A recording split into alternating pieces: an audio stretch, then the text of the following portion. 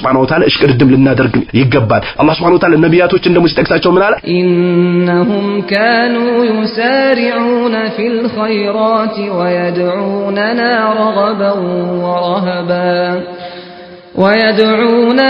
رغبا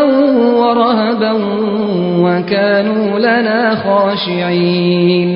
إنهم النسكو نبروا على النبياتوች يسارعون يشقدادمو ነበር في الخيرات خيرن ስራ በመስራት ይጠሩን ነበር رغبا ፈርቶ ورهبا ከጅሎም ይጠሩን ነበር وكانوا لنا خاشعين እኛን የፈሩ ነበሩ ይላል ነቢያቶች ተመልከቱ ነብዩ አለይሂ ሰላቱ ሰላም ከረመዳን ውጭ ባለው ይቆሙ ነበር حتى تتفطر قدمه እግራቸው እስኪሰነጠቅ ድረስ ይቆሙ ነበር ነብዩ አለይሂ ሰላቱ ሰላም ማከውኒ ግን 10 ቀን ደግሞ ስትመጣ ባይበልጥ ደግሞ ከዛ በፊት ከነበረው ለመጨመር ወደ አላህ Subhanahu Wa Ta'ala ለመቃረብ ይበረቱ ነበር የአላህ መልእክተኛ ቤተሰቦቻቸውን ይቀሰቅሱ ነበር ሙሳቦቻቸውን ያነሳሷቸው ነበር እኛም ለእንዲህ አይነት ኸይር ነገር ለንበረታ ለንጠነክር ልጆቻችን ለንቀሰቅስ ሙስሊሞቻችን እንዲሰግዱ ልናደርግ ጎረቤቶቻችን እንዲሁም ደግሞ ሁላችንም ባለንበት ቦታ በዒባዳ ለንበረታ ይገባል በእንቅልፍ ወይንም ደግሞ በገፍላ ምግብን ከመጠን በላይ እየበላን አላስፈላጊ የሆነ ነገሮችን ከመጠን በላይ እየተጠቀምን ጫትን በማኘክ ጫትን በመብላት እንዲሁም ደግሞ ድቤን በመቀጥቀጥ በመንዙማ ሽርክ በተሞላባቸው መንዙማ አላስፈላጊ በሆኑ ነገሮች ጊዜያችን ልንናባክን አይገባም አላህ Subhanahu Wa Ta'ala እንዲህ አይነት ግፍና በደል ምን ሰራ ከሆነ